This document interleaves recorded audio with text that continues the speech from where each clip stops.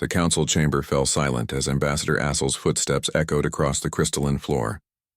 Every species in the Galactic Council had gathered for this historic moment, the day humanity would formally respond to their expulsion from council space. Ferrat stood beside her, his jaw set firm, his military uniform bearing the insignia of Earth's United Defense Fleet. Together, they represented the last official human presence in this grand hall where 53 species had voted to banish their kind. The Council recognizes Ambassador Asel of Earth, announced Supreme Arbiter Vexthor, his triple-jointed arms gesturing with practiced authority. The insectoid being's voice carried across the chamber through universal translators. You may present humanity's final statement before your departure. Asel smiled, a small, knowing expression that made several council members shift uncomfortably. She had served Earth for 20 years in these halls, watching as humanity's innovations were stolen, their warnings ignored, and their contributions dismissed as primitive enthusiasm. Esteemed Council, Asel began, her voice calm and measured. We accept your decision.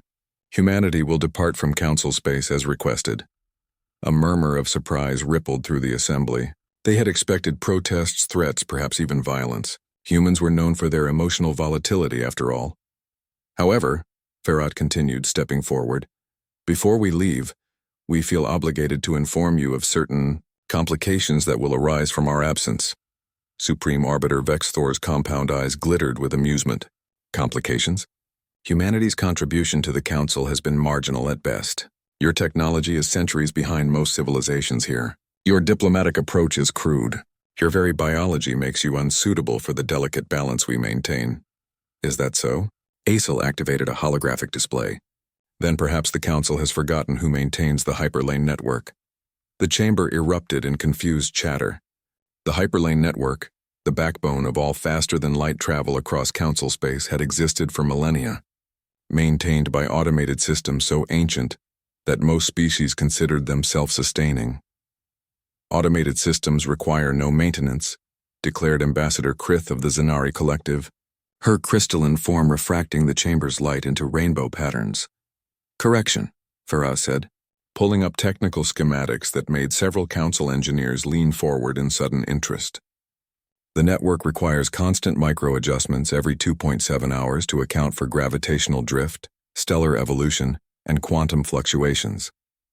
For the past 200 years, since the network began experiencing cascade failures, human engineers have been making those adjustments. The silence that followed was deafening. Impossible, Vexthor hissed. Our records show no such maintenance. Your records, Asel replied softly, show automated maintenance because we never asked for credit. When we joined the council and discovered the network was failing, we simply fixed it. It seemed like the neighborly thing to do. She pulled up another display. The atmospheric processors on 17 colony worlds, all maintained by human technicians who noticed the original Forerunner technology was degrading. The quantum encryption protecting council communications, updated by human cryptographers after we discovered a vulnerability. The medical database that has saved billions of lives across the galaxy, curated and expanded primarily by human doctors who freely shared their biological research. Farah's expression hardened. The siege of Krathnor, where human forces held the line for 6 months while the council fleet repositioned. The plague of Vexus 4, where human medical teams rushed in while other species quarantined the entire sector. The Nebula Station disaster, where human engineers sacrificed themselves to prevent a cascade reaction that would have destroyed an entire trade route. This is propaganda, roared Ambassador Thulmor of the Braxian Empire. Humans seek to extort the council. Extort? Asel's laugh was bitter. We're leaving, Ambassador. We're simply explaining what you're losing. She gestured to Farah, who began a countdown on the holographic display. In approximately 17 hours, the last human engineer will depart council space. The hyperlane network will begin experiencing micro-failures. Within 3 weeks, major trade routes will become unstable. Within 2 months, the entire network will enter cascade failure, unless someone else figures out the maintenance protocols. Protocols that took our engineers 40 years to fully understand. You're threatening us, Vexthor accused. No, Asel corrected. We're informing you. There's a difference. We offered to train council engineers in these procedures 5 times over the past decade. Each time our offers were rejected as unnecessary. You were so certain your technology was self-sufficient. Farah pulled up another display, a simple document. This contains the complete maintenance protocols for everything humans have been quietly maintaining. The atmospheric processors, the communication systems, the network adjustments, all of it. We're leaving this behind, Aesel said. Not as blackmail, not as a bargaining chip, but because despite everything, we still believe in the ideals the Council claims to represent. Cooperation, mutual benefit, the advancement of all species. She paused, letting her words sink in. The problem was never humanity's technology or our crude diplomacy. The problem was that you could never accept that the newest, most primitive species might have something valuable to offer.